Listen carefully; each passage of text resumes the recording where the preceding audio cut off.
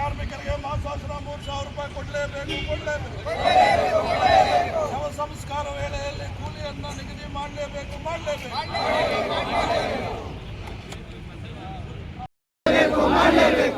ಮಸಣ ಕಾರ್ಮಿಕರಿಗೆ ಮಾಸಾಸನ ನೀಡಲೇಬೇಕು. ಬಜೆಟ್ ಅಲ್ಲಿ ಮಸಣ ಕಾರ್ಮಿಕರಿಗೆ ಮೀಸಲಾತಿ ಬಜೆಟ್ ಅನ್ನು ಮೀಸಲಿಡಲೇಬೇಕು. ಮಸಣ ಕಾರ್ಮಿಕರಿಗೆ ಮಾಸಾಸನ ಕೊಡಲೇಬೇಕು.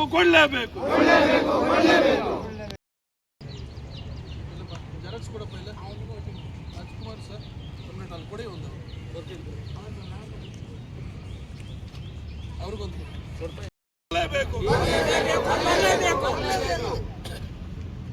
ಹೋರಾಟದ ಸ್ಥಳಕ್ಕೆ ಡಿಸಿ ಸಾಹೇಬರು ಬರಲೇಬೇಕು. ಹೋರಾಟದ ಸ್ಥಳಕ್ಕೆ ಡಿಸಿ ಸಾಹೇಬರು ಬರಲೇಬೇಕು. ಬರಲೇಬೇಕು.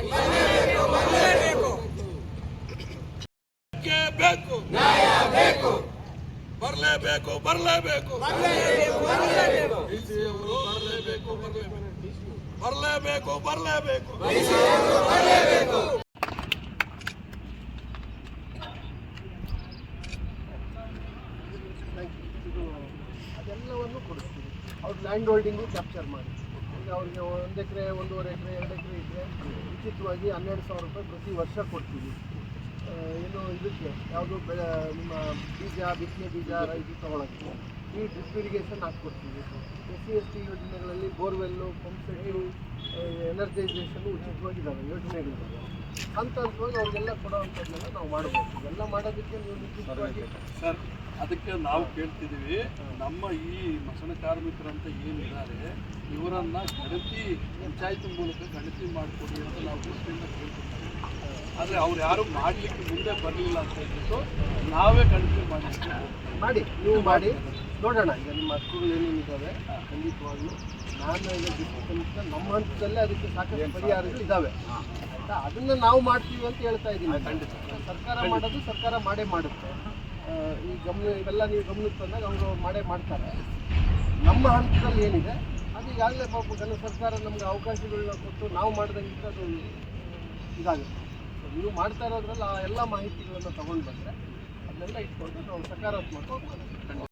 ಮಸಣ ಕಾರ್ಮಿಕರು ಶತಶತಮಾನಗಳಿಂದ ಮಸಣಗಳಿಗೆ ಅಂಟಿಕೊಂಡು ಬಂದಿರತಕ್ಕಂಥ ಬಿಟ್ಟಿ ಚಾಕರಿ ಮಾಡ್ತಾ ಇರುವಂಥ ಜೀತಗಾರ ಇವತ್ತಿಗೂ ಕೂಡ ಕರ್ನಾಟಕದಲ್ಲಿ ಕಳೆದ 2,000 ವರ್ಷಗಳಿಂದ ಈ ಬಿಟ್ಟಿ ಚಾಕರಿಯ ಜೀತಗಾರಿಕೆ ಈಗಲೂ ಇದೆ. ಈಗಲೂ ಕೂಡ ಮಸಣಗಳಲ್ಲಿ ಕುಣಿ ಅಗೆದು ಕುಣಿ ಮುಚ್ಚತಕ್ಕಂಥವರು ಅಥವಾ ಶವಗಳನ್ನು ಸ್ಮಶಾನಕ್ಕೆ ಸಾಗಿಸೋಕ್ಕಿಂತ ಮುಂಚೆ ಹಲಗೆಯನ್ನು ಬಾರಿಸ್ತಕ್ಕಂಥ ತಮಟೆ ಕಲಾವಿದರು ಎಲ್ಲರೂ ಕೂಡ ಈ ಮಸಣಗಳ ಜೀತಗಾರಿಕೆಗೆ ಅಂಟಿಕೊಂಡಂಥವರು. ಈ ಒಂದು ಜೀತಗಾರಿಕೆ ಪದ್ಧತಿ ಬಿಟ್ಟಿ ಚಾಕರಿ ಪದ್ಧತಿಯಿಂದ ಈ ದಲಿತ ಕುಟುಂಬಗಳನ್ನು ಬಿಡುಗಡೆ ಮಾಡಬೇಕು ಅಂತೇಳಿ ಕಳೆದ 7-8 ವರ್ಷಗಳಿಂದ ಕರ್ನಾಟಕ ರಾಜ್ಯ ಮಸಣ ಕಾರ್ಮಿಕರ ಸಂಘ ನಾವು ಒತ್ತಾಯ ಮಾಡ್ತಾ ಇದ್ವಿ. ರಾಜ್ಯ ಸರ್ಕಾರ ಮತ್ತು ಕೇಂದ್ರ ಸರ್ಕಾರಗಳು ಬಾರಿ ಮಾತಾಡ್ತಾರೆ, ದಲಿತರಿಗೆ ನ್ಯಾಯ ಕೊಡ್ತೀವಿ, ಹಾಗೆ ಕೊಡ್ತೀವಿ, ಈಗ ಕೊಡ್ತೀವಿ ಅಂತೇಳಿ. ಆದರೆ ಈಗಲೂ ಕೂಡ ಈ ಒಂದು ಬಿಟ್ಟಿ ಚಾಕರಿಯ ಜೀತಗಾರಿಕೆ ಅಂತಕ್ಕಂಥದ್ದು ಜೀವಂತವಾಗಿದೆ ಅಂತಕ್ಕಂಥ ಅಂಶವನ್ನ ನಾನು ಒತ್ತಿ ಹೇಳೋದಕ್ಕೆ ಬಯಸ್ತಾ ಇದ್ದೀನಿ. ಕರ್ನಾಟಕ ರಾಜ್ಯ ಸರ್ಕಾರ ತಕ್ಷಣವೇ ಇವರಿಗೆ ಈ ಜೀತಗಾರಿಕೆಯಿಂದ ಬಿಟ್ಟಿ ಚಾಕರಿಯಿಂದ ಬಿಡುಗಡೆ ಆಗಬೇಕು ಅನ್ನೋದಾದ್ರೆ ನಾವು ಕೇಳ್ತಾ ಇದೀವಿ. ಆ ಬಿಟ್ಟಿ ಚಾಕರಿಯಿಂದ ಹೊರಗಡೆ ಬರೋದಕ್ಕೆ ಯಾರು ಮಸಣಗಳಲ್ಲಿ ಇವತ್ತು ಕೆಲಸ ಮಾಡ್ತಾ ಇದ್ದಾರೆ ಅಂಥವರನ್ನ ಮಸಣಕ್ಕೊಬ್ಬರಂತೆ ಮಸಣ ಕಾರ್ಯನಿರ್ವಾಹಕರನ್ನಾಗಿ ಸರ್ಕಾರ ಪ್ರತಿ ಗ್ರಾಮ ಪಂಚಾಯಿತಿ ಅದೇ ರೀತಿಯಲ್ಲಿ ನಗರ ಸಭೆಗಳಲ್ಲಿ ನೇಮಕ ಮಾಡ್ಕೋಬೇಕು ಅಂತೇಳಿ ನಾವು ಒತ್ತಾಯ ಮಾಡ್ತಾ ಇದ್ದೀವಿ. ಇದು ಒಂದು. ಎರಡನೇದು, ಶತಶತಮಾನಗಳಿಂದ ಈ ಒಂದು ಬಿಟ್ಟಿ ಚಾಕರಿ ಮತ್ತು ಜೀತಗಾರಿಕೆಯಲ್ಲಿ ತೊಡಗಿರುವಂತ ಇವರಿಗೆ 45 ವರ್ಷಕ್ಕಿಂತ ಹೆಚ್ಚು ಜೀವನ ಮಾಡಕ್ಕೆ ಸಾಧ್ಯ ಆಗ್ತಾ ಇಲ್ಲ.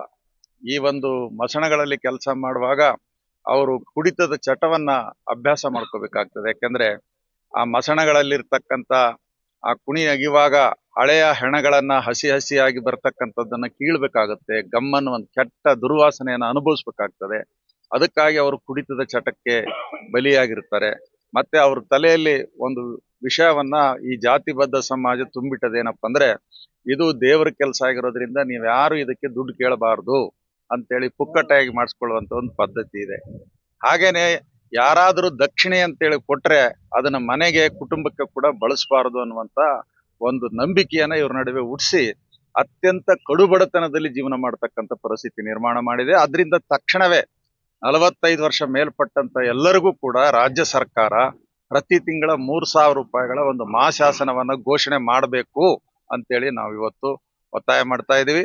ಇದರಿಂದ ಅವರು ಹೊರಗಡೆ ಬರಬೇಕು, ಬೇರೆ ಕೆಲಸ ಮಾಡಬೇಕು ಅಂತೇಳಿ ಸರ್ಕಾರ ಬಯಸಿದ್ರೆ ಅವರಿಗೆ ಪುನರ್ವಸತಿ ಮಾಡಬೇಕು. ಆ ಪುನರ್ವಸತಿ ಮಾಡಬೇಕು ಅಂದ್ರೆ ಅವ್ರನ್ನ ಗಣತಿ ಮಾಡಬೇಕು. ಗಣತಿ ಮಾಡಿ ಪುನರ್ವಸತಿಯಲ್ಲಿ ಅವರಿಗೆ ಎಲ್ಲರೂ ಕೂಡ ವ್ಯವಸಾಯ ಬಲ್ಲಂತವ್ರು, ಅವರಿಗೆ ತಲಾ 5 ಎಕರೆ ನೀರಾವರಿ ಜಮೀನನ್ನು ಕೊಡಬೇಕು.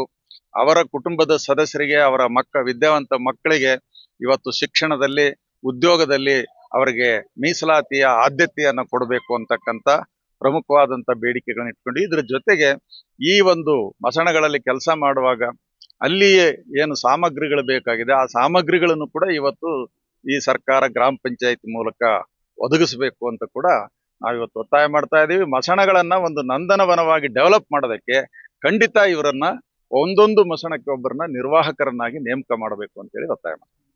ನಾನು ಯು ಬಸವರಾಜು, ಕರ್ನಾಟಕ ರಾಜ್ಯ ಮಸಣ ಕಾರ್ಮಿಕರ ಸಂಘದ ರಾಜ್ಯ ಸಂಚಾಲಕ.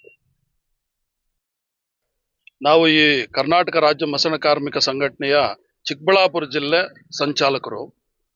ನಮ್ಮ ಮಸಣ ಕಾರ್ಮಿಕರ ಒಂದು ಬೇಡಿಕೆ ಏನಪ್ಪಾ ಅಂದ್ರೆ, ಮಸಣಕ್ಕೆ ಒಬ್ಬರಂತೆ ಕಾವಲುಗಾರರಾಗಿ ನೇಮಕ ಮಾಡಬೇಕು.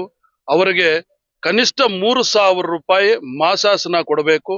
ಮತ್ತೆ ಮಸಣಗಳಲ್ಲಿ ಶವ ಸಂಸ್ಕಾರ ಮಾಡುವಂತ ಸಂದರ್ಭಕ್ಕೆ ಗುಣಿ ಅಗೆದು ಮುಚ್ಚುವಂತ ಕೆಲಸಕ್ಕೆ ಈ ನಮ್ಮ ನರೇಗಾ ಉದ್ಯೋಗ ಖಾತ್ರಿ ಅಡಿಯಲ್ಲಿ 3,000 ರೂಪಾಯಿ ಆದರೂ ಅವರಿಗೆ ಕೂಲಿಯನ್ನ ನಿಗದಿ ಮಾಡಿ ಈಗ ಕೂಡಲೇ ಅವರಿಗೆ ನೀಡಬೇಕು. ಇಂಥದ್ದು ಒಂದು. ಮತ್ತೆ ಎಲ್ಲಾ ದಲಿತ ಸಮುದಾಯಕ್ಕೆ ಸೇರಿದವರಾಗಿರೋದ್ರಿಂದ ಅವರಿಗೆ ಮನೆ, ನಿವೇಶನ, ಮತ್ತೆ ಕುರಿ ಸಾಗಾಣಿಕೆ, ಕೋಳಿ ಸಾಗಾಣಿಕೆ ಇತ್ಯಾದಿ ಸೌಲಭ್ಯಗಳನ್ನ ಮಸಣ ಕಾರ್ಮಿಕರಿಗಂತೇನೆ ಮೀಸಲಿಟ್ಟು ಕೊಡಬೇಕಂತ ಹೇಳ್ಬಿಟ್ಟು ಈ ಮೂಲಕ ನಾನು ಸರ್ಕಾರಕ್ಕೆ ಒತ್ತಾಯ ಮಾಡ್ತಾ ಇದ್ದೀನಿ.